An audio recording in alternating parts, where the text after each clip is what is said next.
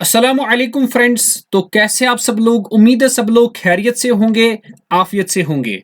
तो हमने पिछली बार इकोनॉमिक्स का थर्ड लेक्चर दिया था जिसमें मैंने लेट सपोज कुछ फैक्ट्स आपके सामने रखे थे, यानी लॉज पढ़ाए थे कुछ इकोनॉमिक्स के कि इकोनॉमिक्स के लॉज कैसे होते हैं, वो मैंने बताया था। फिर मैंने बताया था इकोनॉमिक्स के divisions, types, consumption, production, exchange, distribution.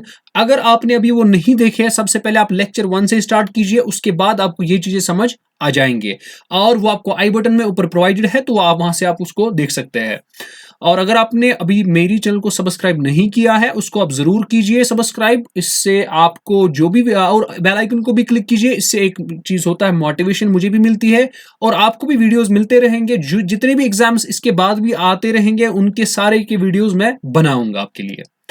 तो इसके बाद हमने बोला था माइक्रो इकोनॉमिक्स और मैक्रो इकोनॉमिक्स। तो यहां पे एक और चीज आप ऐड कीजिए अपनी नॉलेज में, क्योंकि कुछ बच्चों ने मुझे क्वेश्चन पूछा था, सर ये किसने कॉइन किया है, यानी किसने बनाया है, ये टर्म पहली बार किसने इंट्रोड्यूस किया है, माइक्रो एंड मैक्रो इकोनॉमिक्स। उसका नाम था रैगनार फिशर। उस बंदे का नाम था रैगनार फिशर, FISCER।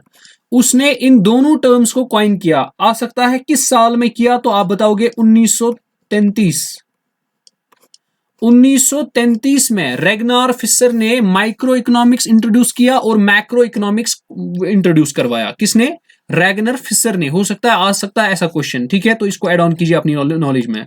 अब देख लीजिए आगे। उसके बाद हमने उसके बाद बहुत सारे टाइप्स ऑफ इकोनॉमिक्स पढ़े थे। फिर हमने बोला था इकोनॉमिक्स में एक प्रॉब्लम है। क्या प्रॉब्लम है? वांट्स लिमिटेड, वांट्स अनलिमिटेड है, रिसोर्सेज लिमिटेड है।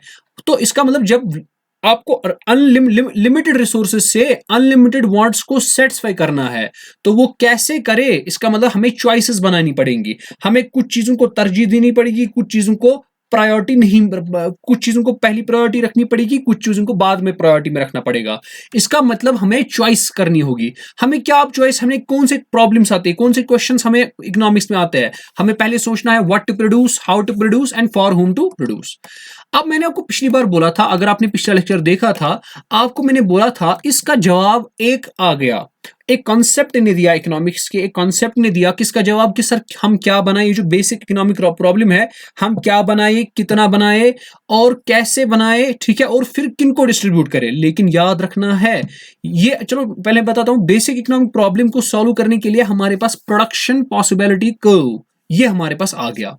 सर जी इसका काम क्या था, इस प्रोडक्शन पॉसिबिलिटी कर्व का काम क्या था? इसने ये बताया कि जो हमारे पास लिमिटेड रिसोर्सेज है, उन लिमिटेड रिसोर्सेज से आप आप ह्यूमन वांट्स को कैसे सेटिस्फाई करोगे, ठीक है। तो वही चॉइस आप किस, लेट सपोज आप कोई चीज बना रहे हो, अब आप कौन सा चीज पहले बनाओगे, बाद में कौन सा वाला चीज बनाओगे, वो जो प्रायोरिटीज है, क्योंकि हमारे पास रिसोर्सेज लिमिटेड थे। अब हमको अपनी वांट्स को, जो भी हम बनाएंगे अपनी प्रोडक्शन को, उनको प्रायोरिटाइज करना था। तो इस प्रोडक्शन पॉसिबिलिटी कर्व ने क्या समझाया? इसने समझाया आप इन लिमिटेड प्रोडक्टिव रिसोर्सेज से, लिमिटेड रिसोर्सेज से इन अनलिमिटेड, इसको क्या बोलते हैं, अनलिमिटेड वांट्स को कैसे सेटिस्फाई करोगे? तो उसने बोला देयर इज अ चॉइस। हमने पिछली बार बोला ना, देयर इज अ चॉइस। हम कौन सा मतलब प्रोडक्ट बनाए, कौन सा नहीं बनाए, क्योंकि आपको पता है एक ही प्रोडक्ट जो होता है ना, एक सोर्स जो होता है ना, उसके बहुत सारे यूज होते हैं, यानी एक सोर्स बहुत सारे प्रोडक्ट्स बनाता है। अब हम कौन सा प्रोडक्ट बनाए, कितना बनाए, वो किस पे डिपेंड करेगा, वो कौन बताता है? कितना प्रोडक्ट बनाना है, कैसे बनाना है, वो सारा का सारा बोला प्रोडक्शन पॉसिबिलिटी कर्व ने। अच्छा जी, इसमें आप पढ़ लीजिए, production possibility curve shows the menu of choice along which a society can choose. तो इसका मतलब इसने मेनू दिया कि आप कौन कौन सी चीजें चूज कर सकते हो, ठीक है। तो इसने क्या दिया, चूज करने की आपको क्या दिया, मतलब एक मेनू दिया, आप चॉइस कर सकते हो। अब इसने अपने को बहुत सारी चॉइसेस दी, आप सोसाइटी में किस चीज को ले सकते हो, किस चीज को छोड़ सकते हो। और अगर आपने किसी चीज को मिसाल 13 यूनिट्स लिए, फिर आप दूसरे चीज के कितने यूनिट्स लोगे, वो किसने बता दिया आपको? प्रोडक्शन पॉसिबिलिटी कर्व ने। आगे देखते हैं, अभी सारा चीज हमें समझ आ जाएगा कि इसको कैसे करना है, कैसे समझाता है। अभी आपको थोड़ा थोड़ा अभी समझ नहीं आ रहा होगा, तो आगे चल के हमें सारा कंप्लीट सी समझ आ जाएगा। लेकिन ये जो प्रोडक्शन पॉसिबिलिटी कर्व है, इसका दूसरा नाम कहते हैं हम प्रोडक्शन पॉसिबिलिटी बाउंड्री। क्या कहते हैं बेटा? प्रोडक्शन पॉसिबिलिटी बाउंड्री इसका दूसरा नाम है, याद रख लेना। चाहे प्रोडक्शन पॉसिबिलिटी कर्व बताओ, चाहे प्रोडक्शन पॉसिबिलिटी बाउंड्री बताओ, चाहे प्रोडक्शन पॉसिबिलिटी फ्रंटियर बताओ, या चाहे ट्रांसफॉर्मेशन लाइन बताओ, या चाहे ट्रांसफॉर्मेशन कर्व बताओ, ये सारे के सारे एक ही नाम है किसके? प्रोडक्शन पॉसिबिलिटी कर्व के। आप ऐसे समझ लीजिए, प्रोडक्शन सिंपल आसान भाषा में इतना समझ लो, प्रोडक्शन पॉसिबिलिटी कर्व एक ऐसी कर्व होती है जिसके पॉइंट्स, ये एक कर्व होती है, आप मान लीजिए ग्राफ है, ये कर्व है, ये जो इस कर्व पर जो ये पॉइंट्स है, यही पॉइंट्स हमारे पॉइंट्स ऑफ चॉइसेस होते हैं। ये क्या होते हैं? हमारे जो भी इस कर्व पे पॉइंट्स होते हैं ना, दीज पॉइंट्स आर हमारे points of choices.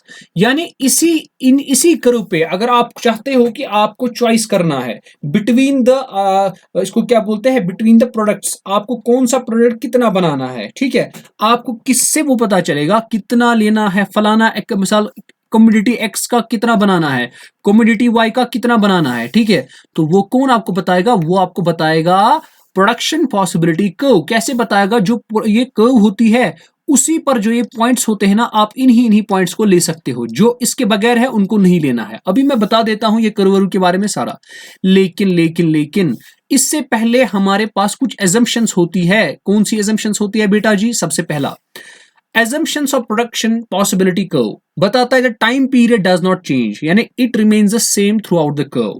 That means time change नहीं होता है। इस production possibility curve के लिए हम पहली assumption ये रखते हैं कि time period जो है ना वो change नहीं होता है। Number 1, techniques of production of fixed, यानी आप ऐसा नहीं कर सकते हो कि आप अपनी टेक्निक्स को चेंज करोगे। हम मान के चलते हैं यहां पे प्रोडक्शन पॉसिबिलिटी कर्व को बनाने में हम ये मानते हैं कि टेक्निक सेम ही रहती है। यानी अगर आपका लेट्स सपोज टेक्निक है कोई चीज बनाने का किसी मशीन में, आपकी जैसी टेक्निक है वो प्रोडक्शन की वैसी फिक्स्ड है, वो चेंज नहीं है। ये अजम्पशन है। अब तीसरा चीज ये एज्यूम करता है कि यहाँ पे फुल एम्प्लॉयमेंट है इकोनॉमी में, यानी जितने भी बंदे हैं वो सारे के सारे एम्प्लॉयड है, ठीक है, फुल एम्प्लॉयमेंट जितने भी है ना, अनएम्प्लॉयमेंट 1% भी नहीं है। हालांकि ये तो ट्रू नहीं है, इसलिए अजम्पशन है, एज्यूम किया गया है।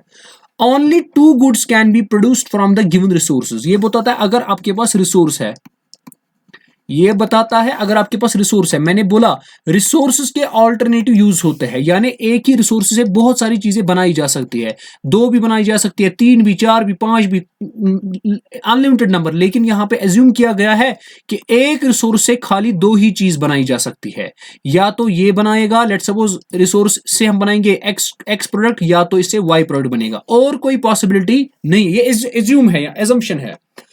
अच्छा जी, resources of production are fully mobile, ये बोलता है जो भी हमारे पास रिसोर्सेज होते हैं ना प्रोडक्शन के, ठीक है, रिसोर्सेज ऑफ द प्रोडक्शन वो क्या होते हैं? फुल्ली मोबाइल होते हैं, दैट मींस फ्लेक्सिबल होते हैं।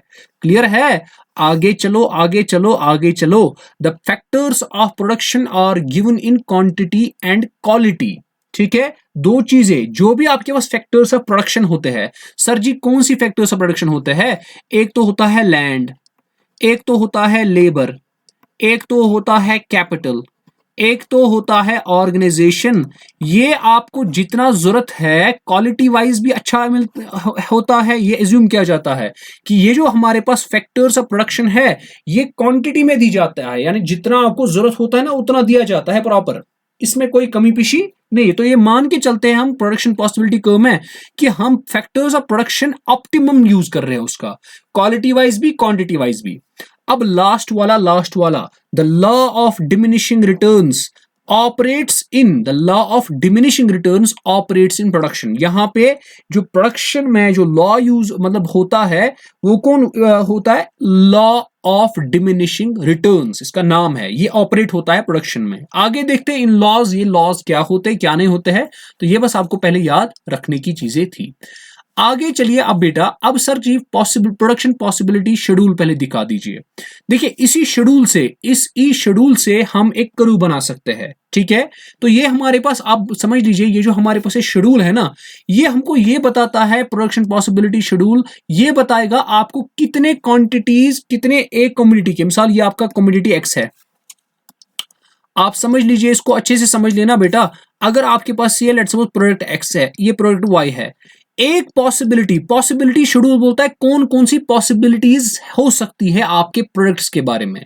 मिसाल के तौर पर अगर आप एक्स के 0 यूनिट्स बनाओगे, यानी कोई यूनिट नहीं बनाओगे, लेट सपोज आपको फिर वाई के 20 यूनिट्स बनाने, लेकिन याद रखना है एक्स और वाई सेम ही रिसोर्स से बनता है, एक ही सिंगल रिसोर्स से बनता है, ठीक है। अब आपको इस रिसोर्स से एक्स प्रोडक्ट बनाना है या वाई प्रोडक्ट बनाना है। मान लेते हैं अगर आपने एक्स को प्रोडक्ट कोई नहीं बनाया, अब आप हो सकता है दोनों भी बना सकते हो, लेकिन आप मान लेते हैं हमने वाई के वाई बना दिया। लेट सपोज हमारे पास वाई बनते हैं 20 प्रोडक्ट। आप बताओ अगर हमारे पास 2 प्रोडक्ट बनते हैं, लेट सपोज दूसरा केस, ये एक पॉसिबिलिटी है, this is possibility number 1 possibility, this is possibility number 2। मान लेते हैं अगर हमारे पास लेट सपोज 12 प्रोडक्ट बनते हैं एक्स के, ठीक है। लेट सपोज हमने x के इंक्रीज किए। अब बताओ जब हमने x प्रोडक्ट्स इंक्रीज किए, अब बताओ y प्रोडक्ट सेम 20 बनेंगे? नहीं, वो कम हो जाएंगे। दैट मींस लेट सपोज वो बन गए 15। इसी तरह तीसरी, ये मैं खुद से बना रहा हूं, तीसरी पॉसिबिलिटी हो सकती है अगर हम x को और इंक्रीज करेंगे, मिसाल के तौर 15, अब y जो है ना वो कम हो जाएगा। और इसका मतलब क्यों हो जाएगा कम? क्योंकि अब ज्यादा रिसोर्स जो है ना वो x पर लग रहा है। अब इसका मतलब कम ही रिसोर्स बच जाएगा y के लिए। y को जनरेट करने के लिए कम ही रिसोर्स है। जब रिसोर्स कम है तो प्रोडक्शन भी कम होगी y की। अब अगर हम x की और production, let's suppose possibility number, इसको क्या बोलते हैं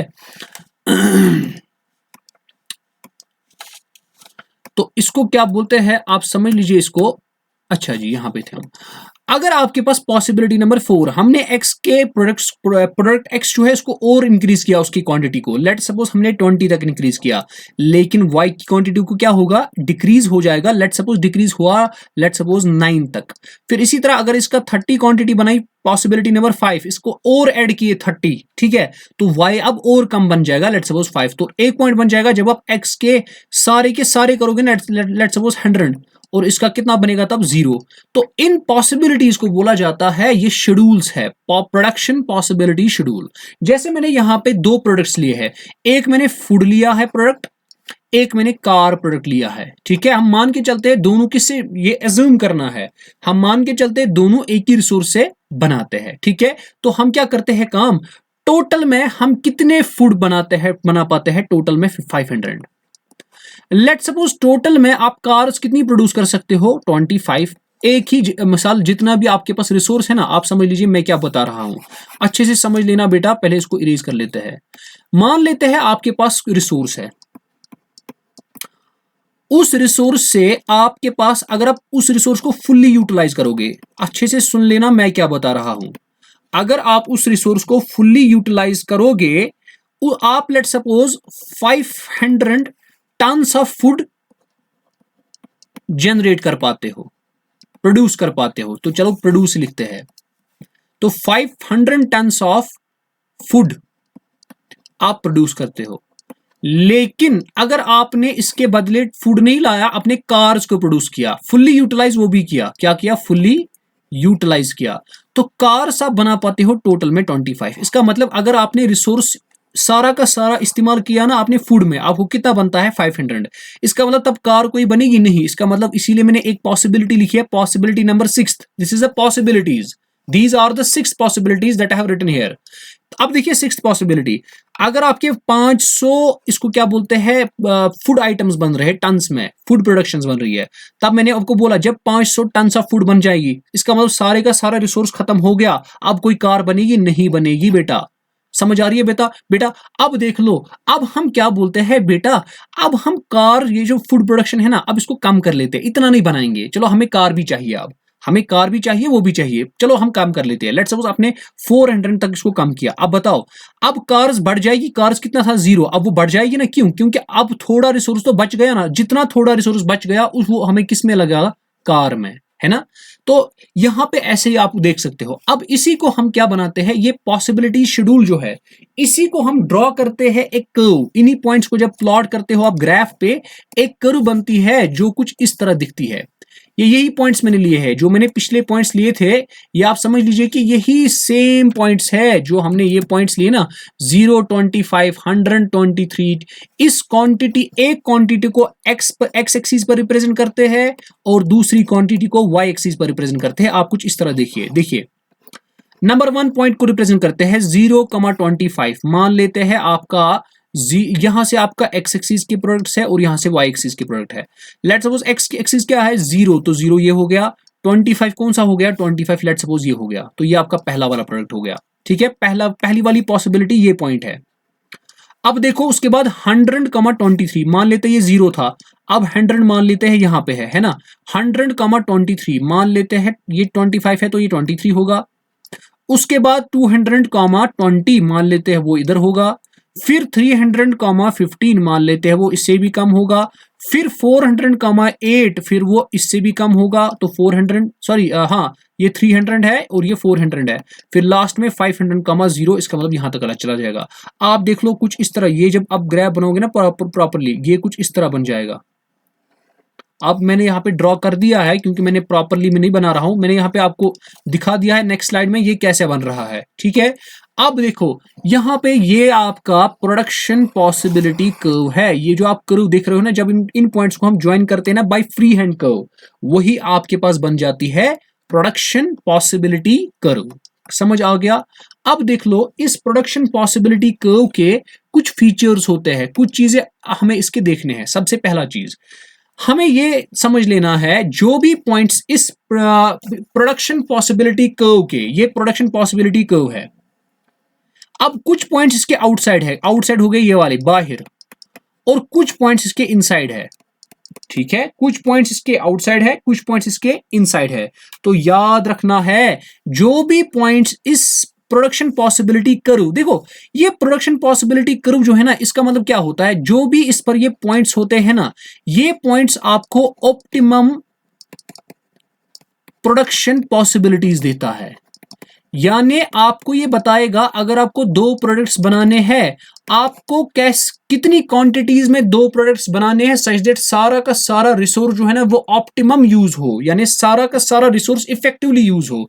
ये सारे पॉइंट्स उन वैल्यूज को, उन चीजों को कॉरेस्पॉन्ड करता है, उन चीजों की इंफॉर्मेशन बताता है। यानी अगर आप कोई भी पॉइंट इस पीपीसी पे यानी प्रोडक्शन पॉसिबिलिटी कर्व पे लोगे ना, ये आपको बताएगा कि आप लेट्स सपोज अगर हम ये वाला P4 पॉइंट लेंगे, P4 पॉइंट बताता है आपको फूड प्रोडक्शन के X यूनिट जो है वो आपको 300 बनाने हैं और 15 बनाने हैं। सर क्या इसके बाद फिर रिसोर्स कोई बच जाएगा, यानी कोई और रिसोर्स आधा रहेगा कुछ और फिर बच जाएगा? नहीं, इसका मतलब ये जो प्रोडक्शन पॉसिबिलिटी कर्व पे इतने सारे पॉइंट्स होते हैं, ये सारे पॉइंट्स आपको ये डिपिक्ट करते हैं कि आपका रिसोर्स जो है ना वो फुल्ली एम्प्लॉय हुआ है, फुल्ली यूटिलाइज हुआ है।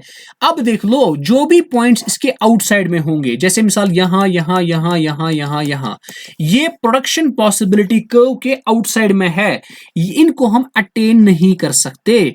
क्यों नहीं अटेन कर सकते? We cannot attain these, they are unattainable, they are unattainable. Why? Because हमारे पास उतने रिसोर्सेज है नहीं। क्यों? हमें पता है, मैंने आपको बोला रिसोर्सेज से हम मैक्सिमम कितने कार्स बना सकते हैं, मैक्सिमम 25 बनाएंगे, और मैक्सिमम अगर हम फुल्ली यूटिलाइज करेंगे एक ही प्रोडक्ट बनाएंगे 25। अगर हम एक ही प्रोडक्ट बनाएंगे तो फिर कितने फूड टन्स में बना सकते हैं? 500 प्रोडक्शन ऑफ फूड बना सकते हैं। लेकिन बताओ अगर हम कोई पॉइंट यहां पर लेते हैं, लेट्स सपोज आपने यहां पे एक पॉइंट लिया, बताओ अगर आपने कोई भी पॉइंट यहां पर लिया, ठीक है बेटा, बताओ क्या वो रियलाइजेबल होगा? वो रियलाइजेबल नहीं होगा, उसको हम अटेन नहीं कर सकते हैं। वाई? क्यों नहीं कर सकते हैं अटेन? बिकॉज उसमें एक रीजन हो जाएगा, उसको इसलिए नहीं हम कर सकते हैं अटेन बिकॉज वो हमारे पास रिसोर्सेज के बाहर बनेगा वो पॉइंट, यानी हमारे पास उतने रिसोर्सेज नहीं है। इसका मतलब जो भी आउट पॉइंट्स पीपीसी के आउटसाइड होते हैं वो अटेनेबल नहीं होते हैं, उसको अचीव नहीं कर सकते हैं हम। ठीक है, क्यों? क्योंकि हमारे पास उतने रिसोर्सेज नहीं होते हैं। अब देख लो जो भी पॉइंट्स इनसाइड होते हैं ना वो तो अटेनेबल है, मगर वो डिजायर्ड नहीं है, नॉट डिजायर्ड। डिजायर्ड क्यों नहीं है? बिकॉज देखो इन सारों में ये जो सारे पॉइंट्स इसके अंदर आ जाएंगे, ये तो हमें डिजायर्ड है। क्यों? क्योंकि ये 100 to 50 500 है ना, 100 to 500 प्रोडक्शंस और 0 to 25 कार्स में आ रहा है, यानी पॉइंट्स इसी में आ जाएंगे। लेकिन मसला दूसरा यहां पे है, मसला है कि रिसोर्सेज सारे के सारे यूज नहीं हो जाएंगे, कुछ रिसोर्सेज अधूरे भी रह जाएंगे, यानी थोड़ा अनलेफ्ट रहेंगे जिनसे हमारा काम हो सकता था। इसका मतलब हम रिसोर्सेज को देखो, रिसोर्सेज लिमिटेड है, हमें रिसोर्सेज को छोड़ना नहीं है क्योंकि हमारे पास वांट्स अनलिमिटेड है और हम रिसोर्सेज के बहुत ऑल्टरनेटिव यूज होते हैं। हम कैसे रिसोर्स को अधूरा ऐसे ही छोड़ देते, चलो आधा रिसोर्स ऐसे ही रहने दो, ठीक है, ऐसा नहीं होता है। हम रिसोर्स को फुल्ली यूटिलाइज कर लेते हैं। तो इसका मतलब ये जो आपके पास ये अंदर वाले पॉइंट्स है, ये अटेनेबल तो है मगर ये ऑप्टिमम नहीं है, नॉट ऑप्टिमम या नॉट डिजायर्ड। ये आपको ऑप्टिमम यूटिलाइजेशन ऑफ रिसोर्सेज नहीं डिपेक्ट करता है। तो कौन हो सकता है क्वेश्चन में पूछे कौन से पॉइंट्स आपको प्रोडक्शन पॉसिबिलिटी कर्व के, ठीक है, डिपिक्ट करता है आपकी full utilization of the resources. आपको बताना है the points on the curve. और जो भी कर्व के आउटसाइड पॉइंट्स होंगे वो रियलाइजेबल नहीं होते हैं, वो अटेनेबल नहीं है। लेकिन जो भी कर्व के इनसाइड पॉइंट्स होते हैं वो अटेनेबल है, मगर उसमें कुछ रिसोर्सेज, जो रिसोर्सेज का थोड़ा पार्ट होता है वो ऐसे ही रहता है, वो अनयूज रहता है। तो हम रिसोर्स को अनयूज्ड कैसे रख सकते हैं? रिसोर्स तो हमको यूज करना ही करना है, तो वो हमारे लिए डिजायर्ड सिचुएशन नहीं है।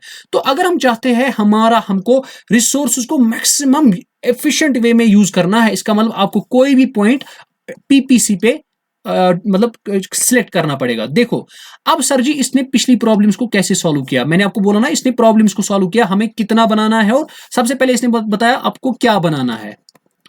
देखो ये जो व्हाट प्रोड्यूस है ना, व्हाट प्रोड्यूस का सवाल ये आपको बताएगा एक्चुअली आपकी, देखो एक्चुअली इन इकोनॉमी की दो टाइप्स होती है, एक होती है मार्केट इकोनॉमी या होती है प्लानड इकोनॉमी। देखो मार्केट ये आपको पढ़ना भी है, ठीक है। मार्केट इकोनॉमी वो इकोनॉमी होती है जिसमें आपको प्रोड्यूस क्या करना है ये डिसाइड करता है आपका supply and demand and supply, ठीक है। ये कंप्लीटली प्रोडक्शन वालों के पास होता है, जो प्रोडक्ट प्रोड्यूस करते हैं कोई प्रोडक्ट, उन तक सारा चीज होता है कि वो खुद डिसाइड करेंगे, उनके डिमांड और सप्लाई पे वो देखते हैं। अगर किसी चीज की ज्यादा डिमांड है वो बोलेंगे वही चीज बनाएंगे, अगर किसी चीज की कम डिमांड है वो बोलेंगे वो नहीं बनाएंगे, कोई दूसरा ऐसा प्रोडक्ट बनाएंगे जिसकी डिमांड ज्यादा होती है। ये हो गया मार्केट इकोनॉमी। लेकिन प्लानड इकोनॉमी वो इकोनॉमी होती है जिसमें जो प्रोड्यूसर्स होते हैं उनको कोई भी हक नहीं होता है ये इस बात पर कि आप क्या प्रोड्यूस करोगे, उस पर डिमांड एंड सप्लाई का कॉन्सेप्ट यूज नहीं होता है प्लान्ड इकोनॉमी में। प्लान्ड इकोनॉमी में गवर्नमेंट डिसाइड करती है या हायर अथॉरिटीज, कोई रजिस्टर्ड अथॉरिटीज होती है, वो डिसाइड करती है कि आपको प्रोड्यूसर्स को बोलती है भाई आपको ये प्रोडक्ट बनाना है। फिर चलो हमने समझ लिया सर अब कौन सा प्रोडक्ट बनाना है, लेकिन अब कौन सा प्रोडक्ट कितना बनाना है। मिसाल अगर आपके पास एक्स प्रोडक्ट है, वाई प्रोडक्ट है, अब एक्स में कितना बनाना है और वाई में कितना बनाना है वो तो आपको प्रोडक्शन पॉसिबिलिटी कर्व ही बताता है। देखो जैसे P5 आपने पॉइंट यहां पे चूज किया, इसका मतलब आपको 400 यूनिट्स बनाने हैं एक्स के और 10 यूनिट्स बनाने हैं वाई के, तो हो गया ना दूसरा problem solve, what to produce. याद रखना है जो हमारी नेक्स्ट प्रॉब्लम थी ना, अब एक और प्रॉब्लम थी हमारे पास, 3 problem, what to produce, how much to produce, अब कितना बनाना है वो भी मैंने बताया कितना बनाना है। फिर मैंने क्वेश्चन एक बताया था, अगर आप बेसिक प्रॉब्लम देखोगे, देखिए प्रॉब्लम को एक बार और देख लेते हैं। ये हमारे पास प्रॉब्लम थी, प्रॉब्लम हमारे पास थी what to produce, how to produce and for whom to produce. अब दूसरी प्रॉब्लम देखो, पहली प्रॉब्लम तो इसने सॉल्व कर दी पीपीसी ने, प्रोडक्शन पॉसिबिलिटी कर्व ने, कि आपको बनाना क्या है और कितना बनाना है। चलो वो उसने बना दिया, ठीक है, वो उसने बता दिया। लेकिन सर जी अब कैसे बनाना है, क्या लेबर का यूज करना है ना, हाउ टू प्रोड्यूस और what and how much to produce, ये हमने देख लिया। ये किसने डिस्कस किया? प्रोडक्शन पॉसिबिलिटी कर्व ने। लेकिन अब कितना बनाना, हाउ टू कैसे बनाना है, तो वो भी कौन बताता है, इसको क्या बोलते हैं, प्रोडक्शन पॉसिबिलिटी कर्व। देखो बेटा अब अगर आपको देखो जितनी आपकी याद रख लेना है, अब ये जो प्रोडक्शन पॉसिबिलिटी कर्व है ना, ये पहले ये समझ लो, ये कभी कभार शिफ्ट होती है। क्या होती है? शिफ्ट होती है। कभी कभार अपवर्ड शिफ्ट होता है इसका, कभी कभार डाउनवर्ड शिफ्ट होता है, ठीक है। अब सर अपवर्ड कब? देखो अपवर्ड क्या मतलब, अगर ये पहले ए ई ये पॉइंट्स पे थी हमारी प्रोडक्शन पॉसिबिलिटी कर्व, लेकिन इसने शिफ्ट किया टू A1 E1, ये कब करेगा? जब आपके रिसोर्सेज बढ़ जाएंगे। जितने आपके रिसोर्सेज बढ़ जाएंगे ना, अब आप ज्यादा पॉइंट्स को कर सकते हो, अब आपकी पॉसिबिलिटीज थोड़ी बढ़ जाएंगी क्योंकि आपके रिसोर्सेज बढ़ गए। तो ये आपको कब होता है अपवर्ड शिफ्ट? जब आपकी रिसोर्सेज बढ़ गई, या ये तब होता है आपको ऊपर जब आपकी टेक्नोलॉजी इंक्रीज हो गई, आपकी कोई टेक्नोलॉजी में इंप्रूवमेंट आ गई। आपकी टेक्नोलॉजी, अगर आप टेक्नोलॉजी में ग्रोथ हो रही है ना, इसका मतलब टेक्नोलॉजी ग्रोथ होने से क्या होता है, रिसोर्सेज में, अगर इससे पहले रिसोर्स से 10 चीज बनते थे, लेट्स सपोज आपके पास रिसोर्स था कोई, उससे 10 चीज बनते थे। अब अगर टेक्नोलॉजी इंप्रूव हो गई ना, अब उस रिसोर्स से हो सकता है 11 चीज बन सकते हैं। ठीक है, इसका मतलब टेक्नोलॉजी इंप्रूव होने से आपका जो इसको क्या बोलते हैं, यूटिलाइजेशन ऑफ रिसोर्स होता है ना, वो ऑप्टिमम होता है, वो और अपग्रेड होता है। वो मतलब इसे अगर इससे पहले 99% हमारा ऑप्टिमाइजेशन था of the utilization of the इसको क्या बोलते हैं, रिसोर्सेज। लेकिन जब टेक्नोलॉजी इंक्रीज होती है, उन रिसोर्सेज को ज्यादा अच्छे से फिर उसको यूज किया जाता है, ज्यादा अच्छे से प्रॉपरली 100% यूटिलाइज किया जा सकता है जितनी जितनी इन टेक्नोलॉजी बढ़ती है। तो जितनी जितनी टेक्नोलॉजी बढ़ेगी, उतना उतना आपका रिसोर्स ऑप्टिमम तरीके से सारा का सारा यूटिलाइज होगा इन अ प्रॉपर वे। और जितना आपका यूटिलाइज होगा वो प्रॉपर वे में, उतना आपका क्या हो जाएगा, इसको क्या बोलते हैं, ये प्रोडक्शन पॉसिबिलिटी कर्व जो है ये शिफ्ट कहां से होगी, अपवर्ड। लेकिन कभी कभार क्या होता है, ये प्रोडक्शन पॉसिबिलिटी कर्व डाउनवर्ड में भी शिफ्ट होती है। सर जी कब? जब आपके रिसोर्सेज कम होते हैं, स्कार्स बनते हैं, जब आपके रिसोर्स क्या बनते हैं, कम। दूसरा चीज, जब आपकी टेक्नोलॉजी, सर टेक्नोलॉजी का कैसे होती है मतलब रिड्यूस? देखो कभी कभार क्या आता है, देखो मिसाल सैलाब का जमाना आ गया, जो नेचुरल कैलेमिटीज होती है, ठीक है, बहुत सारी चीजें होती है। अगर आप किसी भी चीज से, लेट सपोज किसी भी चीज से हो सकता है आपके रिसोर्सेज कम हो रहे हैं, अगर आपके रिसोर्सेज कम हो रहे हैं तो ये जो पीपीसी है यानी प्रोडक्शन पॉसिबिलिटी कर्व, ये कहां की ओर शिफ्ट करेगा, डाउनवर्ड्स की तरफ शिफ्ट करेगा। आई होप आपको प्रोडक्शन पॉसिबिलिटी कर्व समझ आया होगा। अब सर जी 2 क्वेश्चन सॉल्व हो गए कि आपको इसका मतलब याद रखना है। अब देखो, अब आपके पास याद रखना है, सर जी इसने तो कैसे बताया, इसने हाउ टू प्रोड्यूस ही बताया। देखो जितनी आप टेक्नोलॉजी को इंक्रीज करोगे, उतना आपका ऑप्टिमाइजेशन बढ़ेगा। इसका मतलब ये सिखाता है हमें कि आप जितना टेक्नोलॉजी बढ़ाओगे, उतना आपका optimization of the utilization of the resources accurate हो जाएगा, एफिशिएंट बनेगा। तो इसका मतलब ये बताता है कि आपको टेक्नोलॉजी कैसे बनाना है प्रोडक्ट को। ठीक है, आगे चलते हैं। अब एक और क्वेश्चन था हमारी इकोनॉमी का कि अब हमें किसके लिए बनाना है। ठीक है, सोसाइटी में बहुत सारे पीपल्स होते हैं, किसके लिए, लेकिन वो ये आंसर नहीं करता है। प्रोडक्शन पॉसिबिलिटी कर्व जो है वो ये उस चीज को आंसर नहीं करता है। अब देखिए इसके कुछ फीचर्स है, प्रोडक्शन पॉसिबिलिटी कर्व के कुछ फीचर्स होते हैं। सबसे पहला फीचर सर जी क्या है? सबसे पहला फीचर, इसका सबसे पहला फीचर है प्रोडक्शन पॉसिबिलिटी कर्व। इस कर्व जो है इसका स्लोप डाउनवर्ड्स होता है। यानी अगर आप इसको ऐसे देख लीजिए, ये अगर आपके पास ये है कर्व है ऐसे, आप देख लीजिए इसका जो स्लोप होता है ना वो डाउनवर्ड्स होता है, नीचे की तरफ स्लोप होता है। वाई? उसका रीजन क्या है, क्यों होता है? उसका रीजन इसलिए होता है बिकॉज जितना जितना आप एक प्रोडक्ट को ज्यादा बनाते हो, उतना उतना आपको दूसरा प्रोडक्ट सेक्रीफाइस करना पड़ता है, वो कम बनता है। तो इसका मतलब आप देखिए, जितना जितना आप एक्स को आगे आगे बढ़ोगे, ज्यादा ज्यादा प्रोडक्ट बनाओगे, उतना उतना वाई कम होता जाएगा। इसका मतलब इसीलिए नीचे नीचे की तरफ वैल्यूज आते हैं। आई होप क्लियर हुआ होगा। देखो जितना जितना, देखो मान लेते हैं पहले एक्स जब इधर था ना, अभी एक्स कुछ नहीं बनाया, मान लेते हैं वाई इधर था। अब देखो, अब जब एक्स आपने कुछ बनाया, आपने एक्स कुछ बनाया, अब वाई जितना इससे पहले बना था ना, अब वो उससे कम बनेगा। मान लेते इधर पहुंच गया, अब फिर अगर आप इस पॉइंट पे आओगे और कम हो गया, फिर इस पॉइंट अब आओगे और कम। इसका मतलब इसीलिए इसका डाउनवर्ड स्लोप होता है। क्या रीजन है? अगर कोई पूछेगा रीजन क्या है, रीजन ये है बिकॉज आपको एक प्रोडक्ट को बनाने पे दूसरा प्रोडक्ट जो होता है ना वो सेक्रीफाइस करना पड़ता है। क्यों? क्योंकि हमारे पास रिसोर्सेज जो होता है लिमिटेड होते हैं। जब रिसोर्सेज लिमिटेड होते हैं, हमें उसी रिसोर्स से मल्टीपल प्रोडक्ट्स बनाने हैं, लेकिन हमें मल्टीपल नहीं याद रखना है, 2 प्रोडक्ट्स। क्यों? क्योंकि एजम्पशन है प्रोडक्शन पॉसिबिलिटी कर्व की। तो जब आपको एक प्रोडक्ट बनेगा, आपको दूसरा सेक्रीफाइस करना पड़ेगा। इसका मतलब ये हो गया, अगेन समझाता हूं, अगर आपके पास मिसाल एक्स प्रोडक्ट 0 है, अभी आपने कोई नहीं बनाया, वाई प्रोडक्ट इतने थे बन रहे थे यहां तक, इस पॉइंट तक।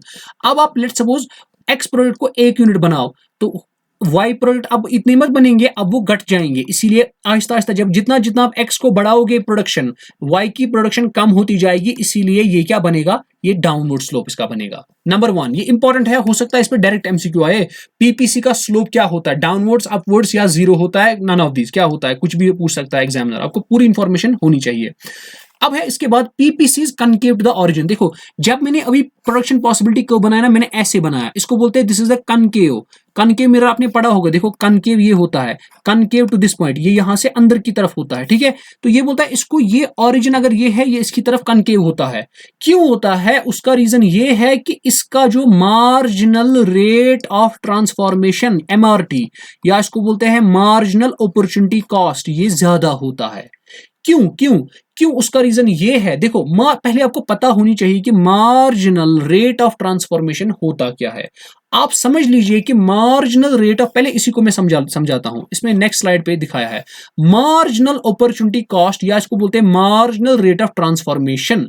ये क्या होता है? It is the opportunity cost of good X gained in terms of good Y. आप इसको इस ऐसे भी कह सकते हैं, in other words it shows the amount of community Y that needs to be sacrifice for every producing every additional unit of the community X. अब देख लो, ये आपको समझ ऐसे नहीं आएगा, अब मैं इसको समझाता हूं, देखो बेटा क्या बोलता है।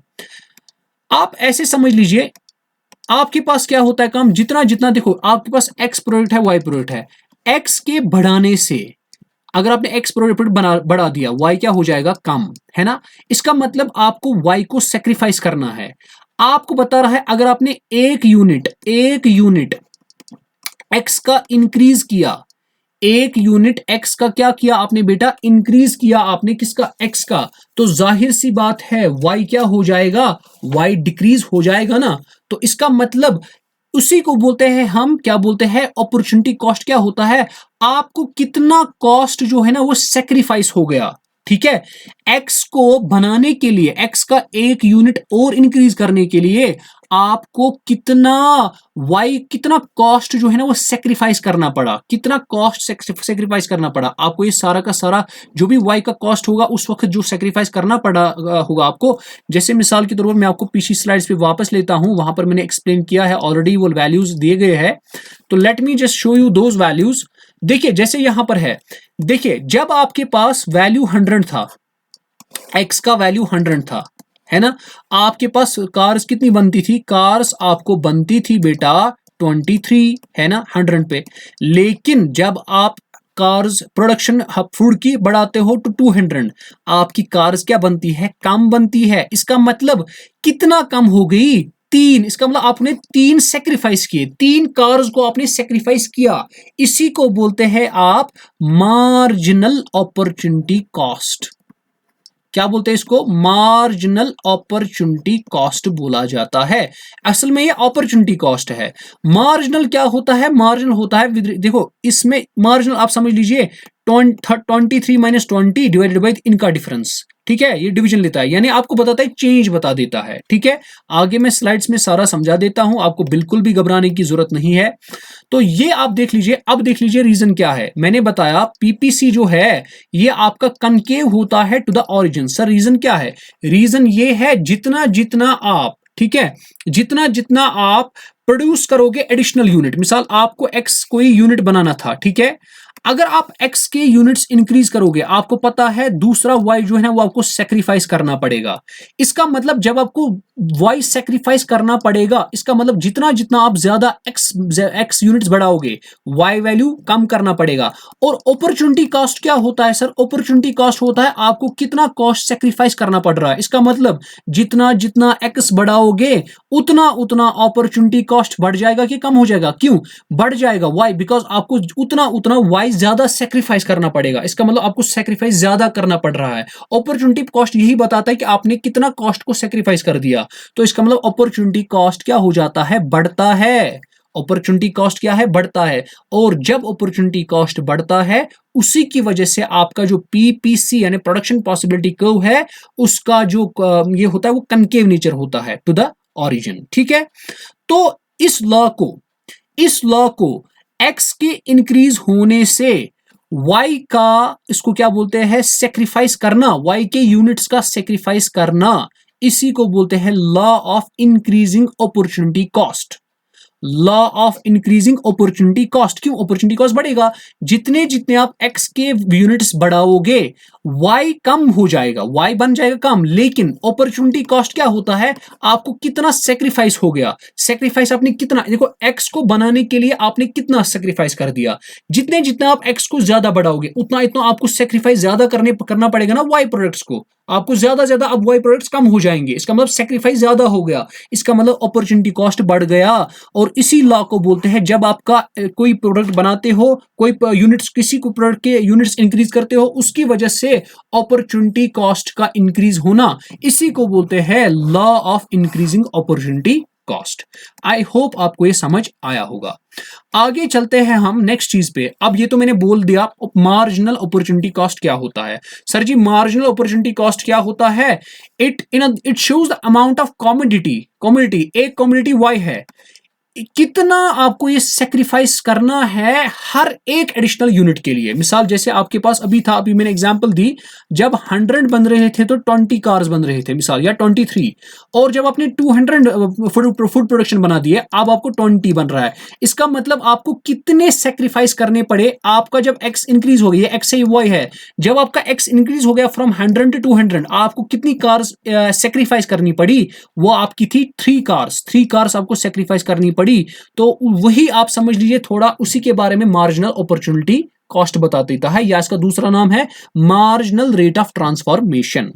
अब देख लीजिए मार्जिनल रेट ऑफ ट्रांसफॉर्मेशन किसके प्रॉपर्ली बराबर होता है। देखिए अगर आप इसका स्लोप निकालोगे बेटा, चलिए पीछे आगे चलते हैं, पहले ये आपके पास कर्व है।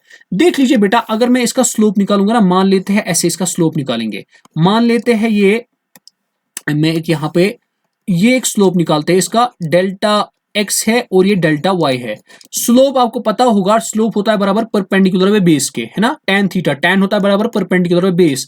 तो जो भी यहाँ पे स्लोप होगा ना, delta Y by delta X, उसी को आप बोलते हैं marginal rate of transformation. Sir Y यहां पे क्यों आया? डेल्टा वाई और डेल्टा क्यों एक्स क्यों होता है? हम देखते हैं एक्स कितना चेंज हुआ और वाई कितना चेंज हो गया। देखो आपको पता है, जितना आप एक्स को इंक्रीज करोगे, देखो लेट सपोज आपका पॉइंट पहले यहां पर था, let suppose A2, let suppose यहां पर था A3, मान लेते A2 पर एक्स के इतने यूनिट्स थे, ठीक है, इतने यूनिट्स थे, और जब अब A3 तक पहुंच गया, अब यूनिट्स क्या हो गए? डिक्रीज हो गए। लेकिन सॉरी, यूनिट्स इंक्रीज हो गए, अब x के वैल्यूज इंक्रीज हो गए, यहां पे इंक्रीज हो गए। अब देखो जितना आपके पास इंक्रीज हो रहा है उतने y के वैल्यूज आपको, देखो y का यहां पे इतने यूनिट्स थे, लेकिन जब आप आगे चले गए आपके y यूनिट्स क्या हो गए? डिक्रीज हो गए। अब कितना डिक्रीज हो गया? डिक्रीज कितना हो गया? डिवाइडेड बाय आपका x कितना इंक्रीज हो गया। देखो असल में क्या होता है marginal rate of transformation, again देख लो, मार्जिनल रेट ऑफ ट्रांसफॉर्मेशन होता है डिक्रीज, ठीक है, decrease in y divided by y units of y, decrease in units of y, या आप कह सकते हो नंबर ऑफ यूनिट्स सेक्रीफाइस्ड, ठीक है, decrease in units of y divided by increase in the quantity of x। आपको y कितने decrease हो गए क्वांटिटी में? y यहां से यहां डिक्रीज हो गया, कितना डिक्रीज हो गया? वो है डेल्टा y, क्योंकि अब यहां पर था आपका y, पहुंच गया यहां तक, डिक्रीज कितना हो गया? इतना डिक्रीज हो गया। इसी तरह x आपका यहां पर था, पहुंच का गया यहां पर, तो ये आपका इंक्रीज हो गया। इसीलिए मैंने बोला decrease in quantity y divided by increase in quantity x, ये आपका मार्जिनल रेट ऑफ ट्रांसफॉर्मेशन है। तो चलिए आगे चलते हैं हम। अब ये मुझे लगता है आपको समझ आया होगा। तो अब आ जाते हैं, इसका मतलब देखिए मैंने यहां पर यही लिखा है, स्लोप ऑफ पीपीसी यानी production possibility curve, it's equal to delta Y by delta X. देखो इसने क्या डेफिनेशन लिखी है? Amount of good Y lost, कितने लॉस्ट हो गए? मैंने क्या बोला? डिक्रीज कितने हो गए, वही तो हो गया ना लॉस्ट होना, डिक्रीज होना ही लॉस्ट होता है। नीचे क्या बोला था? कितने आपको इंक्रीज हो रहे, इंक्रीज ही तो गेन होता है, इसका मतलब वो डेफिनेशन हो रही है। ये जो अभी मैंने समझाया वो मैंने समझाया, डेफिनेशन ये भी लिख सकते हो वो भी लिख सकते हो, बस समझ आना चाहिए। क्लियर है? आगे चलते हैं बेटा हमारे पास, नेक्स्ट हमारे पास, अब देख लीजिए सर जी समझ आ गया, प्रोडक्शन पॉसिबिलिटी कर्व सारा समझ आ गया, लेकिन सर जी प्रोडक्शन पॉसिबिलिटी कर्व आपने बोला कि ये इकोनॉमिक प्रॉब्लम्स को रिड्यूस करता है, खत्म कर लेता है। कौन कौन सी प्रॉब्लम को खत्म करता है? मैंने पहले ही बोला, व्हाट टू प्रोड्यूस वाली प्रॉब्लम को सॉल्व कर देता है, हाउ टू प्रोड्यूस वाली प्रॉब्लम को सॉल्व कर देता है, ठीक है। व्हाट टू प्रोड्यूस को कैसे खत्म कर देता है, ये बोलता है जितने भी पॉइंट्स है ना इस कर्व पे जितने भी पॉइंट्स है वो एक तो एफिशिएंट भी है और अटेनेबल भी है। और नेशन का यही पॉलिसी होनी चाहिए, हर किसी नेशन की ये पॉलिसी होनी चाहिए कि वो इन्हीं पॉइंट्स को चूज करे, इस कर्व पर जितने भी पॉइंट्स हैं ना वो इसी को चूज करे, उसी के हिसाब से अकॉर्डिंगली उनको पता चलेगा कि हमको कितना बनाना है, क्या बनाना है, ठीक है, कौन सा प्रोडक्ट बनाना है और कौन सा प्रोडक्ट अगर बनाना है तो कितना बनाना है। इसका मतलब what to produce, how much to produce खत्म। अब for whom to produce, sorry how to produce क्या बताएगा आपको, देखो आपको पता है जितना जितना आप टेक्नोलॉजी इंक्रीज करोगे ना आपको ये जो प्रोडक्शन पॉसिबिलिटी कर्व है ना ये ऊपर चला जाएगा। इसका मतलब आपको ये बताएगा कि आपको पड़ा इसको क्या बोलते हैं, प्रोड्यूस कैसे करना है, ठीक है। तो इसका मतलब आपको क्या हो जाएगा काम, जितना आप टेक्निक्स ऑफ प्रोडक्शन बढ़ाओगे आपकी प्रोडक्शन बढ़ सकती है, आपकी प्रोडक्शन बढ़ सकती है। इसका मतलब याद रखना है प्रोड्यूस कर, हाउ टू प्रोड्यूस के लिए आपको क्या करना है, टेक्नोलॉजी इंप्रूव करनी है, याद रखना है आपको टेक्नोलॉजी का यूज करना है। जितना आप ज्यादा टेक्नोलॉजी का यूज करोगे उतने आपके रिसोर्सेज ज्यादा ऑप्टिमम वे में सारे के सारे यूटिलाइज एफिशिएंट वे में यूज हो जाएंगे। अब फॉर होम टू प्रोड्यूस किसके लिए बनाना है, ये प्रोडक्शन पॉसिबिलिटी ने नहीं बताया, यहां पर वो फेल हो गया, ठीक है। इसने यहां पर ये नहीं समझाया कि सर किसको मतलब किस सोसाइटी के बहुत सारे पीपल होते हैं, किस पीपल के लिए कितने यूनिट्स बनाने हैं और फलाने सोसाइटी के फलाने पीपल के लिए कितने यूनिट्स बनाने हैं, वो प्रोडक्शन पॉसिबिलिटी को उन्हें आंसर नहीं किया। आई होप ये आपको क्लियर हुआ होगा। ओके आगे चलते हैं हम नेक्स्ट चीज पे। अच्छा फुल यूटिलाइजेशन ऑफ रिसोर्सेज, देखिए इसका एक और जो मतलब ये है प्रॉब्लम जो इसने सॉल्व कर दी। हम प्रोडक्शन पॉसिबिलिटी कर्व की हेल्प से अपने रिसोर्सेज को फुल्ली यूटिलाइज करा सकते हैं। अगर हमने प्रोडक्शन पॉसिबिलिटी कर्व के हिसाब से चले, अगर हम उसी के यूज करें, उसी के कॉन्सेप्ट्स को यूज करें, हमारे resources so PPC make sure करता है, वो आपको ये बराबर इसका बराबर ध्यान रखता है कि जितने भी आपके रिसोर्सेज होते हैं वो फुल्ली यूटिलाइज 100% होते हैं। तो जब रिसोर्सेज फुल्ली यूटिलाइज होते हैं तो गिला शिकवा नहीं कर सकते हो, तो खुश रहेगा इंसान, चलो भाई हमारे जितने भी रिसोर्स है कम से कम वो सारे के सारे यूटिलाइज हो रहे हैं, प्रॉपर वे में हो रहे हैं, कोई ऐसा रिसोर्स नहीं जिसको हम यूज नहीं कर रहे हैं, वरना पछताता है ना, हाँ मेरे पास ऐसा था मैंने क्यों नहीं किया, अच्छा मैं क्यों इसको कम ही यूज कर रहा हूं, ठीक है। सारा यूज करता है वो, कौन समझाता है, पीपीसी समझाता है। इकोनॉमिक एफिशिएंसी, देखो जितने भी आपको ये पीपीसी पे जितने भी पॉइंट्स आपको दिखते हैं ना, ये सारे पॉइंट्स इकोनॉमिकली एफिशिएंसी हमेशा देते हैं, आपको इकोनॉमिक एफिशिएंसी दिखाते हैं। कौन से, ये सारे पॉइंट्स जो इस पर होते हैं, जो इसके नीचे होते हैं वो एफिशिएंट नहीं होते हैं, याद मैंने आपको इससे पहले भी बोला है ना। और जो इसके ऊपर वाले पॉइंट्स होते हैं वो अनअटेनेबल होते हैं। इसका मतलब आपका काम क्या होता है, आपका काम ये होता है जो भी आप बनाओ ना, इकोनॉमी आपकी एफिशिएंट बनाना होनी चाहिए, है ना। तो इसका मतलब आपको कब बनेगी इकोनॉमी एफिशिएंट, जब आप पॉइंट्स को चूज करोगे ऑन दिस इसको बोलते हैं प्रोडक्शन पॉसिबिलिटी कर्व। अब एक और चीज, इकोनॉमिक ग्रोथ, देखो बेटा जितनी आपको कंट्री में ग्रोथ हो जाएगी, देखो ग्रोथ कैसे होती है, मान लेते हैं ये प्रोडक्शन पॉसिबिलिटी कर्व है, अगर आपको टेक्नोलॉजी इंक्रीज हो गई यानी एडवांसमेंट्स आ गई, आपको पता है पीपीसी क्या हो जाएगा, बढ़ जाएगा। इसका मतलब इकोनॉमिक ग्रोथ में भी आपको कौन मदद कर लेता है, आपको पीपीसी ही बताएगा कि आपकी ग्रोथ हुई है कि नहीं हुई है, ठीक है। तो जितने आप नए नए रिसोर्सेज लाओगे और जितने आपके रिसोर्सेज इंक्रीज हो जाएंगे, इसका मतलब दो चीजें ग्रोथ कराती है, एक तो increase in growth, sorry increase in resources, अगर आपके रिसोर्सेज इंक्रीज हो रहे हैं और आपका क्या है, टेक्नोलॉजी बढ़ रही है, अगर आपकी टेक्नोलॉजी इंप्रूव कर रही है, एडवांस हो रही है, तो उसकी वजह से आपका इकोनॉमिक ग्रोथ होता है। लेकिन ये जो टेक्नोलॉजी एडवांसमेंट होना है, उसने बोला ना पीपीसी बढ़ रहा है, तो आपको क्या सीधे किसने बोला, ये पीपीसी ने ही बोला। आगे चलते हैं बेटा, तो ये हमारा अब होता है अपॉर्चुनिटी कॉस्ट, ठीक है। तो अपॉर्चुनिटी कॉस्ट को हम इंशाल्लाह नेक्स्ट क्लास में पढ़ लेते हैं, इंशाल्लाह। तो अब हमने लगभग बेसिक कॉन्सेप्ट्स और प्रिंसिपल्स को खत्म कर लिया है। अब ये थोड़ा अपॉर्चुनिटी का कॉस्ट है, इसको मैं इंशाल्लाह कल पढ़ा लेता हूं। उम्मीद है आपने लेक्चर को एंजॉय किया होगा, अच्छे से आपने समझा होगा कि कौन सी चीजें हमने पढ़ ली थी। हमने असल में जो आज सीखा ना, वो मैं समराइज करता हूं बस 1-2 मिनट में। हमने सीखा बेटा जो भी इकोनॉमिक प्रॉब्लम्स थी, सर जी उनका इकोनॉमिक्स में कौन सोल्यूशन करता था, देता था। तो इकोनॉमिक प्रॉब्लम्स को, जितने भी प्रॉब्लम्स थे, what to produce, how to produce and for whom to produce, तो पहले 2 जो क्वेश्चंस थे उन प्रॉब्लम्स को प्रोडक्शन पॉसिबिलिटी कर्व ने आंसर किया कि उनको कैसे, मतलब क्या बनाना है, फिर अगर बनाना है तो कितना बनाना है, और अगर बनाना है तो कैसे बनाना है। ये क्वेश्चंस किसने आंसर किए? प्रोडक्शन पॉसिबिलिटी कर्व ने। और फिर हमने इसके फीचर्स देखे। सर जी प्रोडक्शन पॉसिबिलिटी कर्व जो होता है ना, ये आपका कनकेव होता है टू द ऑरिजिन, नंबर 1। ये क्या होता है? कनकेव टू द ऑरिजिन, ये याद रखने हैं फीचर्स। दूसरा फीचर क्या है इसका? इसमें जो प्रोडक्शन पॉसिबिलिटी कर्व जो है ना, इसका स्लोप जो है ना वो डाउनवर्ड्स होता है। इसका स्लोप मैंने दोनों का आपका रीजन बता दिया था।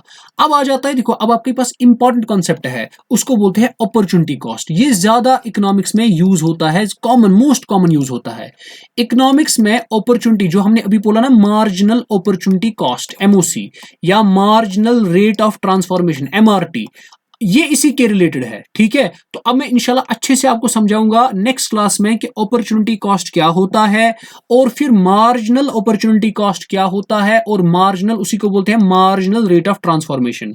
तो इंशाल्लाह हम इसको अगले क्लास में अच्छे से देखेंगे, अपॉर्चुनिटी कॉस्ट क्या होता है और इसको क्या बोलते हैं, मार्जिनल अपॉर्चुनिटी कॉस्ट क्या होता है। तो ये हम इंशाल्लाह नेक्स्ट क्लास में देखेंगे। उम्मीद है आपने लेक्चर को एंजॉय किया होगा और पूरा देखा होगा। आप वीडियोस को पूरा देखिए, आपको इंशाल्लाह मैं पूरी इंफॉर्मेशन दे दूंगा जो भी इकोनॉमिक्स के रिलेटेड होगा। तो अभी आपको सारे कॉन्सेप्ट्स क्लियर करके दूंगा, और उसके बाद ही हम आगे आगे प्रोसीड करेंगे। मैं कोई भी चीज स्किप नहीं करूंगा। तो चलिए हम मिलते हैं अगले क्लास में, तब तक के लिए अल्लाह हाफिज।